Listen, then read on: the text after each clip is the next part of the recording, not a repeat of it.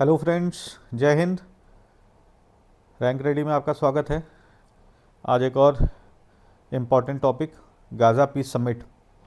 ठीक है, Israel फ़िलिस्तीन war जो चल रही है उसके वो इंटरनेशनल रिलेशंस के लिए बहुत इंपॉर्टेंट हो जाती है।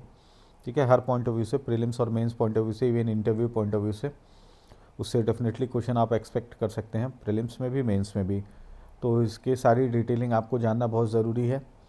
कीवर्ड्स आप जाने रहिए। ठीक है, इसको आपको मेंस में भी लिखने के लिए ज़रूर आ सकता है और प्रीलिम्स में भी आ सकता है।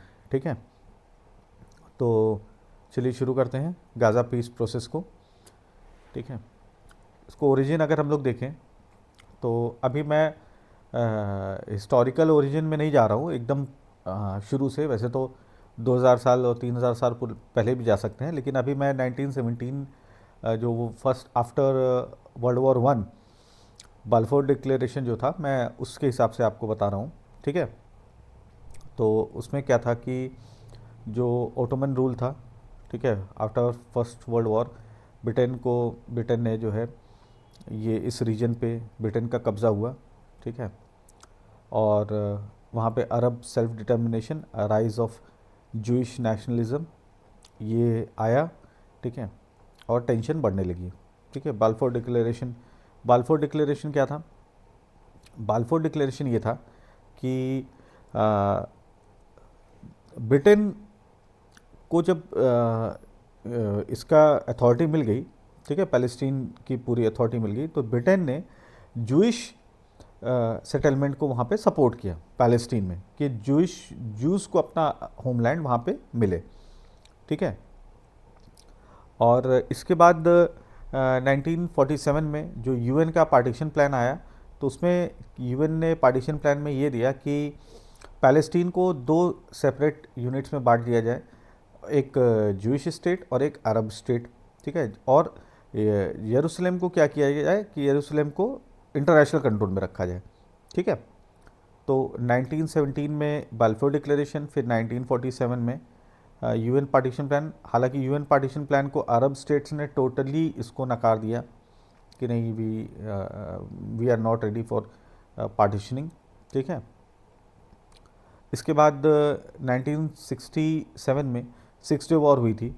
ठीक है, तो सिक्स डे वॉर के बाद क्या हुआ कि बहुत सारी टेरिटरीज जो हैं, जो पहले पैलेस्टीन के कंट्रोल में थी, वो इसराइल के कंट्रोल में आ गई। ठीक है, वेस्ट बैंक, गाज़ा और ईस्ट यरूशलेम और सिनाई पेनिनसुला, गोलन हाइट्स, ये सब जो है after six day war Israel के पास आ गई। सिक्स डे वॉर किसके इसके बीच में हुई थी, ये आप मुझे कमेंट्स में लिखिएगा। ठीक है, इसके बाद हम लोग आते हैं 1993 में ओस्लो अकॉर्ड्स में।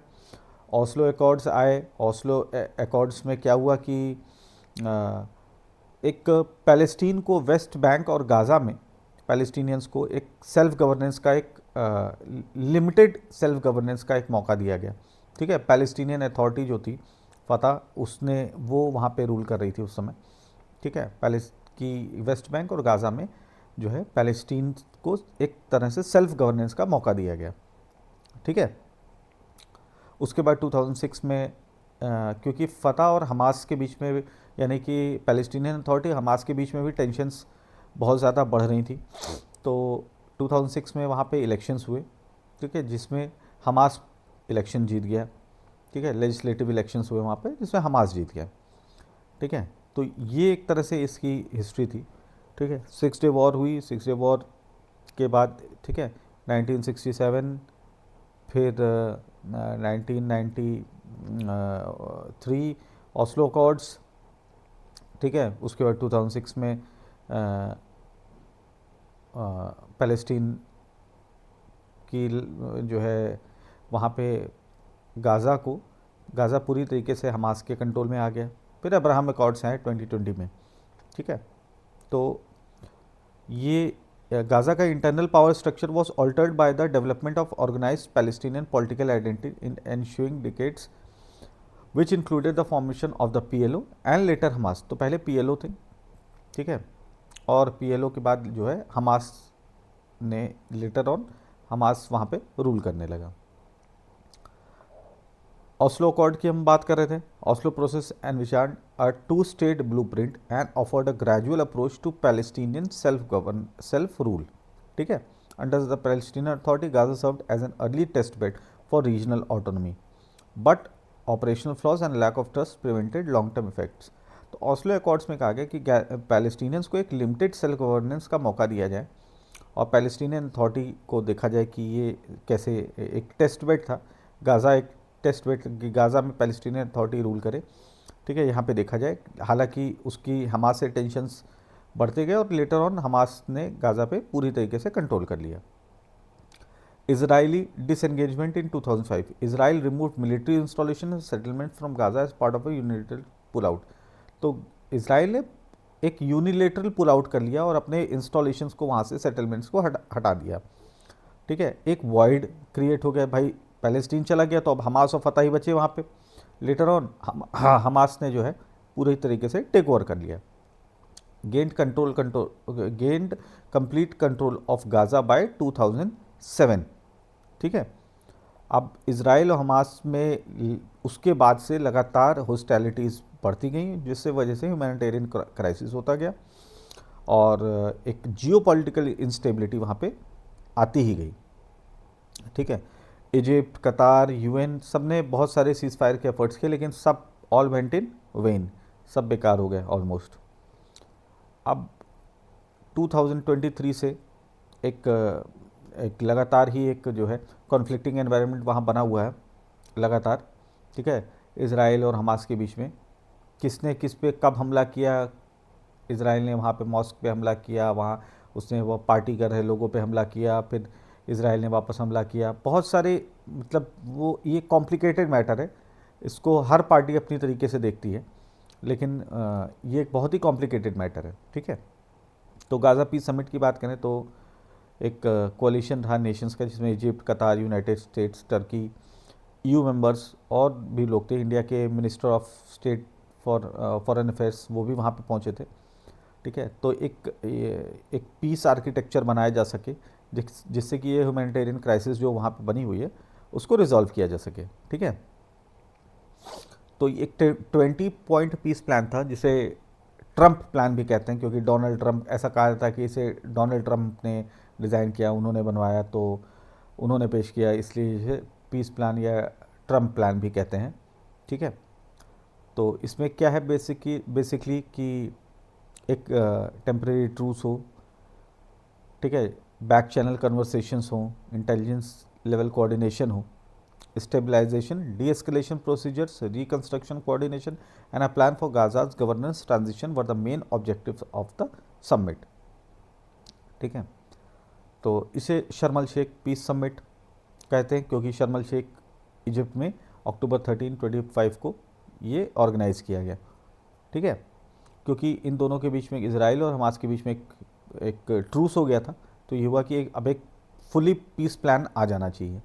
ठीक है, हालांकि बहुत ही इंपॉर्टेंट है कि हमास और इसराइल दोनों ने ही इस समिट को अटेंड नहीं किया। तो जिन दो पार्टीज़ के बीच में लड़ाई है उन्होंने ही समिट को अटेंड नहीं किया, तो फिर ये समिट फिर तो एक तरह से एक मतलब ये वेन हो जाता है, कि फ्यूटाइल हो जाता है, कि अब आप इसका क्या मतलब है, जो दो पार्टीज़ लड़ रही वही नहीं आए हैं पीस प्लान में, उस समिट में, तो फिर इस समिट के इस क्वेश्चन मार्क एक खड़ा हो जाता है। ठीक है, क्या मेन गोल्स थे कि establish and uphold a truce and plan for Gaza Strip stabilization, reconstruction and humanitarian assistance. ठीक है, 4 mediators, United states, Egypt, Qatar और टर्की, ठीक है, जिसे तुर्की ये भी कहते हैं, साइन द ट्रंप डिक्लेरेशन, जो मैंने अभी आपको बताया। ठीक है, ट्रंप डिक्लेरेशन। और ये है, इसमें क्या था कि आगे ह्यूमैनिटेरियन एड, रिकंस्ट्रक्शन गाज़ा का, इंटरनेशनल सुपरविजन और हमास को पूरी तरीके से डिसआर्म कर दिया जाए, इस पे ये इसके ऑब्जेक्टिव्स थे। ठीक है, तो ये एक लॉन्ग टर्म वॉर को ख़त्म करने की बात की गई है। इसमें आप लोग पढ़िएगा, एक येलो लाइन की भी बात है कि गाज़ा स्ट्रिप में इजरायली फोर्सेस एक दूरी तक आ गई हैं। सपोज करिए कि ये गाज़ा स्ट्रिप है, ठीक, वेट, ये सपोज करिए गाज़ा है, तो गाज़ा में इजरायली फोर्सेस यहाँ तक आ गई हैं, ठीक है, तो ये येलो लाइन है। अब वो उनका कहना है कि ये येलो लाइन ही अब डिफैक्टो बॉर्डर है। तो ये बहुत सारी चीज़ें इसमें हैं, इसको इसको अपडेट रहिए, खासकर न्यूज़पेपर्स के थ्रूली, ठीक है, न्यूज़पेपर्स आपको अपडेट रखेंगे। इसमें डे टू डे कुछ ना कुछ हो ही रहा है। अब इसके सक्सेस क्या था कि formal ceasefire and agreement to end hostilities, free captives and hostages, जो होस्टेजेस हैं उनको छोड़ा जाए, रीबिल्डिंग किया जाए। अब गाज़ा का रीबिल्डिंग जो है शुरू किया जाए और पूरे वर्ल्ड से मदद ली जाए, ठीक है, जिससे गाज़ा को रीबिल्ड किया जा सके। अब इसमें रिस्ट्रिक्शंस क्या थे कि सबसे बड़ा तो ही, since Israel Hamas two important parties were not present at the summit, the accord mostly relied on compliance without their direct support, ठीक है। अब इसमें लॉन्ग टर्म पीस और स्टेबिलिटी के लिए जो भी प्लान को बता देना खाली एक वो एक सिंबॉलिक है, सुपरफिशियल है। प्लान के ऑब्जेक्टिव्स कैसे वो पूरे हो जाएंगे, एग्जीक्यूशन कैसे होगा, इस पर कोई भी बात नहीं की गई, ठीक है। अब हमास के डिसआर्मामेंट को ऑब्जेक्टिव में रखा गया, लेकिन वो कैसे होगा कोई नहीं पता। गवर्नेंस गाज़ा में कैसे चलेगी किसी को नहीं पता। Long term security status of Palestinian territories, ये क्या कैसे होगा, ये कुछ भी नहीं पता, ठीक है। तो ये इसलिए भी बहुत इम्पॉर्टेंट है। हालांकि ये एक स्टार्ट था, एक डिप्लोमेटिक ड्राइव थी कि स्टेबिलिटी आ सके, तो इसलिए भी ये बहुत इम्पॉर्टेंट हो जाता है, ठीक है। अब अगर हम इंडिया की स्टैंड की बात करें तो सबसे पहले तो आप ये देखिए कि गाज़ा इसलिए भी इम्पॉर्टेंट है और ये जो कॉन्फ्लिक्ट है इसको रिजॉल्व करना इसलिए भी इम्पॉर्टेंट है कि ये जो रीजन है वो बहुत ही इकोनॉमिकली रिच रीजन है और यह critical global line of communication है। यहाँ पे रेड सी है, सुएज कैनाल है, स्ट्रेट ऑफ हॉर्मुज है, जहाँ से बहुत सारा ट्रेड होता है अराउंड द वर्ल्ड। तो इसको सिक्योर करना बहुत ही इम्पॉर्टेंट है, ठीक है। और आप जानते हैं कि मेजर पावर्स जो हैं वर्ल्ड की, रशिया हो गए, चाइना हो गए, ठीक है, इनके इकोनॉमिक इंटरेस्ट हैं वहाँ पे, ठीक है। तो इसलिए भी इस रीजन की स्टेबिलिटी बहुत ही इंपॉर्टेंस हो जाती है। अब इंडिया तो ऑलरेडी अपना बहुत सारा ऑयल उधर से लेता है, उसी रूट से आता है, तो इसलिए कि इंडिया के लिए जो है ये रीजन बहुत ही इंपॉर्टेंट हो जाता है। अब अगर इंडिया के हम स्ट्रैटेजिक स्टैंड की बात करें तो 1947 से 91 तक इंडिया एकदम strictly two nation two state solution को सपोर्ट करता था, ठीक है, कि हम जो है हमारा टू स्टेट, हम पूरी तरीके से पैलेस्टीन को सपोर्ट कर रहे थे। इसराइल के साथ हमारे डिप्लोमेटिक रिलेशन भी नहीं थे। पैलेस्टीनियन अथॉरिटी को हमने जो है पैलेस्टीन को रिकग्नाइज़ कर लिया था 1988 में, ठीक है।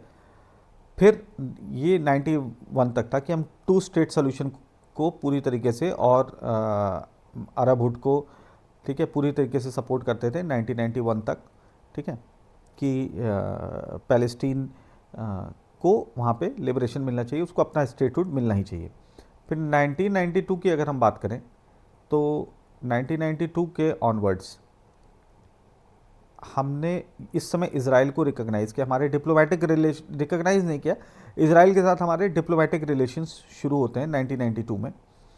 और उसके बाद क्या है कि अभी तक इसराइल के साथ हमारे बहुत ही अच्छे संबंध हैं।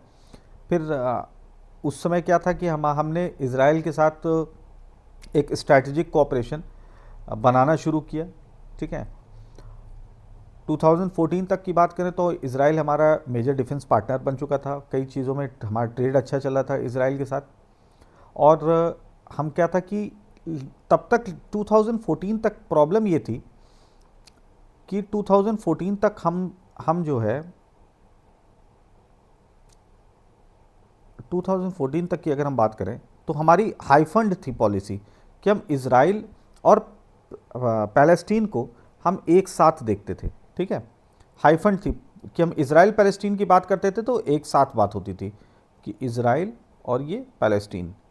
लेकिन 2014 के बाद हमने दोनों को अलग अलग कर दिया कि हमारी इसराइल की पॉलिसी से हमारे पैलेस्टीन की पॉलिसी का कोई लेना देना नहीं रहेगा। हम पैलेस्टीन के स्टेटहुड को सपोर्ट करते हैं, टू स्टेट सोल्यूशन को सपोर्ट करते हैं, उनकी ऑटोनॉमी को सपोर्ट करते हैं। और हम इज़राइल भी हमारा मेजर डिफेंस पार्टनर रहेगा, इज़राइल हमारा मेजर पार्टनर रहेगा, वो भी हमारा दोस्त है, ये भी हमारा दोस्त है। ये नहीं है कि हम इसको एक साथ देखें, एक यूनिट की तरह देखें। ये 2014 ऑनवर्ड्स किया गया, तो ये आप अपने मेंस में भी लिख सकते हैं। इवन हमारे पीएम जो है वो 17-18 में 2017-18 में इज़राइल और पैलेस्टीन दोनों एक साथ उन्होंने विज़िट किया, ठीक है। तो इसलिए ये बहुत इंपॉर्टेंट है कि वो इज़राइल भी गए और पैलेस्टीन भी गए। अब हमारी डी हाइफंड है पॉलिसी वहाँ की, इज़राइल हमारा मेजर डिफेंस पार्टनर है, ठीक है। तो ये एक हमारी स्ट्रेटजिक शिफ्ट जो है ये आया 2014 के बाद। तो ये थी पूरी कहानी। पीस प्लान के 20 पॉइंट्स वो मैंने इसमें नहीं दिए हैं कि कौन कौन से 20 पॉइंट्स थे, ठीक है। वो आप लोग देख लीजिएगा कि वो कौन कौन से 20 पॉइंट्स कौन कौन से थे, लेकिन ये इतना कोई मतलब ज़रूरी नहीं है। हालांकि ये ज़रूर देखिएगा, जोग्राफ़ी ज़रूर देखिएगा, गाज़ा, वेस्ट बैंक कहाँ है, गोलन हाइट्स कहाँ है, सिनाई पेनिनसुला कहाँ है, यरूशलेम कहाँ है, ये इन सब की ज्योग्राफी ज़रूर देखिएगा कि कौन के किसके ईस्ट में क्या है, वेस्ट में क्या है, वो पूरी तरीके से वो आप मैप उसको देख के जाइएगा, ठीक है। तो ये बेसिकली था गाज़ा पीस समिट के बारे में। और कोई क्वेरी हो तो आप प्लीज़ बताइएगा, और फिर हम लोग नेक्स्ट वीडियो में नेक्स्ट टॉपिक पे जल्दी मिलेंगे, ठीक है। तो तब तक के लिए थैंक यू एंड जय हिंद।